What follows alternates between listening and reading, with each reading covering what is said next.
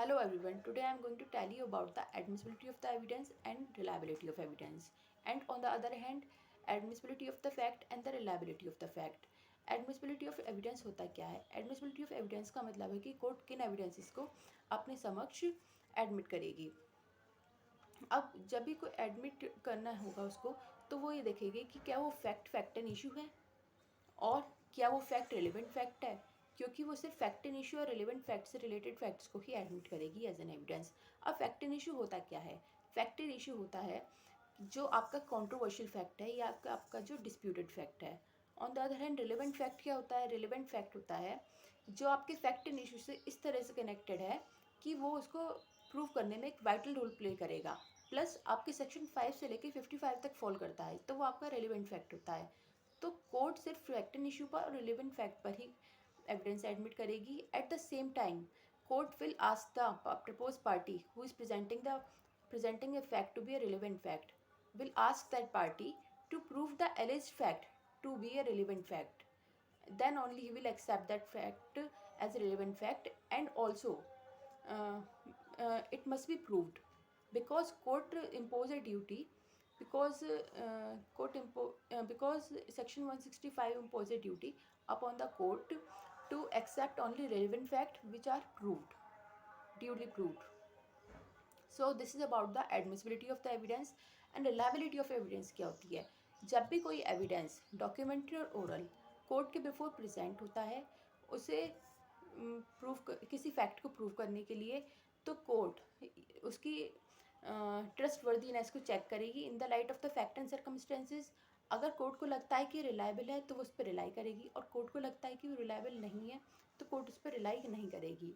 और ये रिलाई वो अपनी जुडिशियल माइंड को अप्लाई करके ही करेगी। अगर कोर्ट को अपना जुडिशियल माइंड अप्लाई करने के बाद लगता है कि वो रिलायबल नहीं है तो उसको रिलाई नहीं भी करे। लेकिन कोर्ट के पास एक एडिशनल पावर है सेक्शन 165 में रिलाई करने के लिए। अगर कोर्ट रिलाई करना चाहती है और किसी फैक्ट को और जानना चाहती है किसी फैक्ट के बारे में, तो वो पार्टीज़ और विटनेस को एग्जामिन कर सकती है, उससे क्वेश्चन पूछ सकती है उस फैक्ट से रिलेटेड सेक्शन 165 में। इस तरह से वो अपनी ट्रस्ट उस डॉक्यूमेंट की, उस एविडेंस की ट्रस्टवर्दीनेस को और भी ज़्यादा चेक कर सकती है।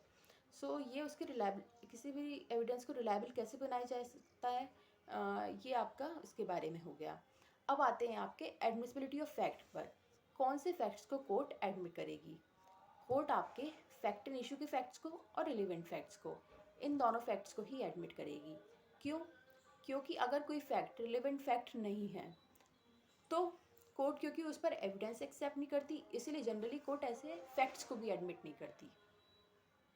तो वो फैक्ट एंड इशू पर बेस्ड फैक्ट होने चाहिए या फिर आपके रिलेवेंट फैक्ट होने चाहिए। कोर्ट उन फैक्ट्स को एडमिट करेगी, लेकिन कोर्ट हर रिलेवेंट फैक्ट को एक्सेप्ट नहीं करेगी और एडमिट नहीं करेगी। क्यों?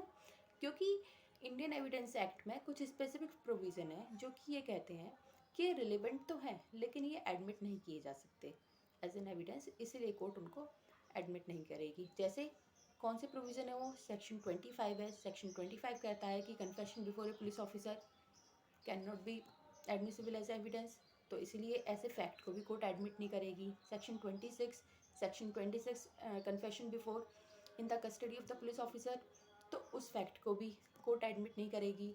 और आपका थर्ड है सेक्शन 121 से लेके 131 तक के प्रिविलेज कम्युनिकेशन, कोर्ट ऐसे प्रिविलेज कम्युनिकेशन के फैक्ट्स को भी एडमिट नहीं करेगी। ठीक है।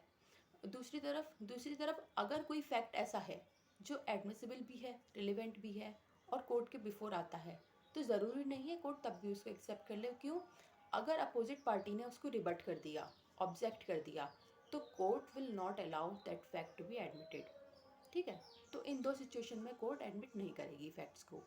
अब आते हैं रिलायबिलिटी ऑफ द फैक्ट पर। रिलायबिलिटी ऑफ फैक्ट को देखने के लिए यह है कि अगर कोई फैक्ट कोर्ट के बिफोर आया है और कोर्ट ये देखता है कि अगर मैंने इस फैक्ट को कंसिडरेशन में नहीं लिया तो ये इस जजमेंट को इफ़ेक्ट कर सकता है, नेगेटिवली भी और पॉजिटिवली भी। वो इतना इम्पॉर्टेंट फैक्ट है, तो कोर्ट को अगर लगता है कि ये फैक्ट एंड इशू से इस तरह से रिलेटेड है, तो court will rely upon that fact. And then obviously that fact must be proved under section 1 as per the guideline given under section 165. वो फैक्ट प्रूव होना चाहिए, तो कोर्ट रिलाई कर जाएगा। जैसे वो फैक्ट प्रूव होगा तो court will rely upon that fact. अगर कोर्ट का जुडिशियल माइंड अप्लाई करने के लिए उसका डिस्क्रिप्शन ये कहता है कि ये फैक्ट इतना इंपॉर्टेंट है कि इस पर रिलाई करना चाहिए, then the court will rely upon that. So this is about the upon that fact. So this is about the reliability of the